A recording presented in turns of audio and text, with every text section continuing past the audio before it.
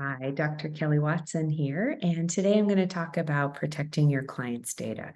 Really important part of doing research that involves real life data. So on the one hand, you've got this benefit of having access to the data of real people and real clients, which is a great privilege. On the other hand, we have to respect that privilege by protecting at all costs our clients' data. Even if you think that that data is something that is available to other people or in the ether, it's great practice to make sure that at all costs you are protecting their data and that other people can never get access to it. So I'm just going to walk you through a couple of things that I've learned in my time doing work with client data, particularly because oftentimes my clients will be government clients or very large organizations. And so it's really important that we understand the professionalism involved in protecting client data. So the first step is really starts with contracting. So I never will accept client data at all unless we are under some kind of a non-disclosure agreement that really stipulates how that data is to be taken care of and what information I'm getting, whether or not this information is considered confidential, and what are my obligations and what is the company's obligations and remedies under that. So really important that, if there's anything that seems remotely confidential or data, proprietary in nature, that you insist that you be covered under a non-disclosure agreement. There's never going to be sort of an ad hoc conversation that happens outside of this in my world, just because it is going to protect both parties from anything that can happen and misunderstandings, that type of thing. So that's the first thing. The second thing is to secure the team. And what that means is secure your team. Anybody who's going to touch this client's data, who's going to be involved in the project, needs to understand and be under some kind of an agreement, first of all. But secondly, be trained on aspects of securitization of data that are maybe not obvious. So password protection, double encryption, not being vulnerable to phishing attempts, what a phishing attempt looks like, not sharing computers. So maybe in your organization you've got folks who are working from home or working on shared computers. You're going to want to make sure that that's not being used for any of your clients' data, that your clients' data is only ever accessed on a computer that's accessed by one of your employees only. So it's little things like that, making sure that your team has been trained and is aware and has limited access. Also it may mean that you have some need to know, you're giving people access on a need to know basis. It may mean that some of your teammates don't actually need to see raw data.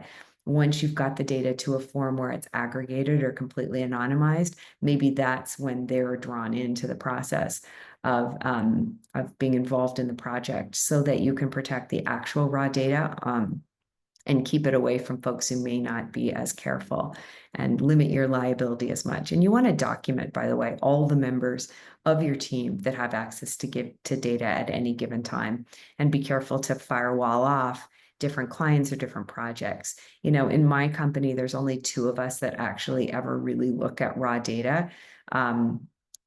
There's a third person who may have access, so we cover all three of us, but for the most part, it's two people that are touching data.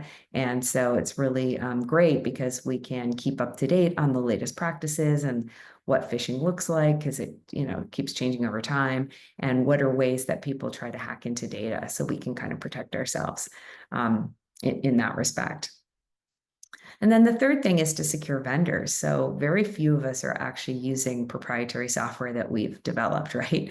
I know we're not. We use a couple of different vendors to do the data analysis portion and survey collection of data. So we want to make sure that those vendors are identified, that anyone who's going to have access to data that is is the raw data from clients, they have to be identified.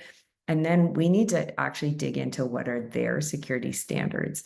So, for example, when we're dealing with government clients, we cannot use a cloud-based service where the servers are not 100% in the United States, hosted in the United States, and hosted by certain reputable companies that have different compliance standards, very high compliance levels for security breaches on them. So, that really limits the pool of vendors that we can use.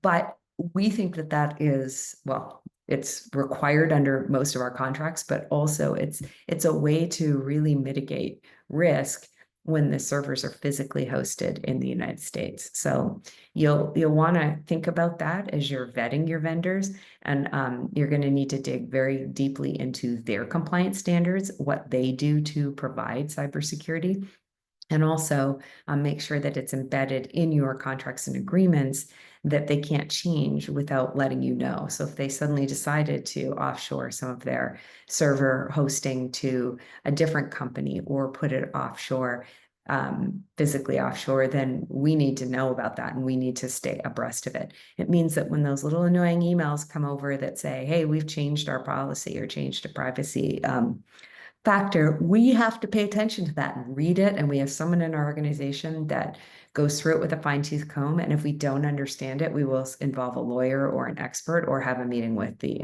vendor. So really important. And again, not everybody in the company needs to have access to those vendors' systems and portals. We need to make sure that that's limited. As I said, we need to audit regularly. Use secure integration. So if there's something that's getting embedded in your own system, you want to make sure that those vendors collaborate together in a way that's secure as well, so that there's any integrations are not just sort of slapped on top of your own website or slapped on top of your own system, but that you really have invested in secure integrations. And then there's, what is the process if there is a failure, if there is a breach? What are the steps? Who is responsible? And how do we notify the client that data has been breached? And what kinds of remedies are in place for if that ever, were to happen? Because you want to protect yourself from that liability and you want to protect the client's data at the end of the day. So then you want to secure your own system. So here is where you make sure that you have the top of the line cybersecurity tools running in your systems, that in any place where customer data is stored in your own systems, that you have multiple password protection. So if they give you a raw Excel file and that's sitting in your system, that you have a password protection on it, that you have some kind of encryption on it. And, one of the things that we do as a best practice is when we are done a client engagement and we are finished with the data, we delete it from our systems.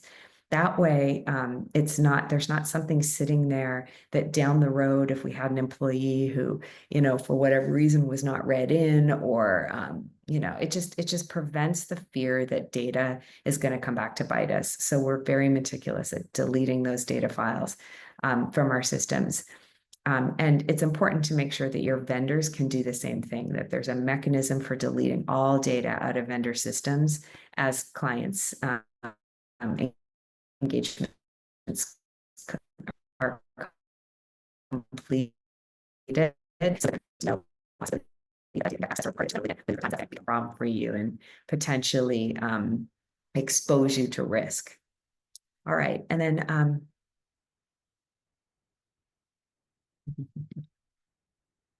the final thing that I wanted to share with you is it's a really good idea to buy insurance. There are now cybersecurity packages out there that you can buy.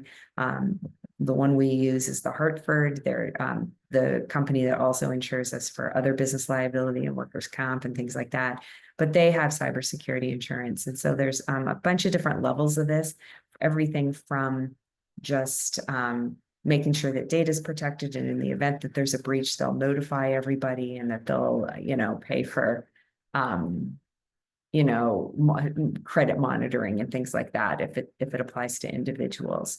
But it can also include things like damage control, communication, with the marketplace. If it's a publicly traded company, wanting to make sure you've got a PR person that, can address the conversation appropriately and things like that. So there's all levels of this, all the way up to even if your system's taken over by someone, a bad actor, what are some of the things that can be done there? So at all different levels, there is insurance, and it's a really good idea to understand your insurance options and make sure that if you're going to be handling confidential data, that you take care of it appropriately.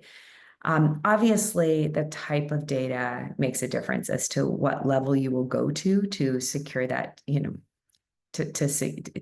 secure people from harm. So if you are collecting individual data that could impact whether or not somebody's employed, remains employable, things like that, that's really huge. If it's confidential data that could harm the company in some way, if its competitors were able to get that information, also really, really important. So, just like when you do that IRB for doing research, it's really important to think about, what are the levels, what are all the harms that could happen by this data getting out? And therefore, you're going to want to put in place things to mitigate all the different ways that this information could harm people or companies or, and your clients.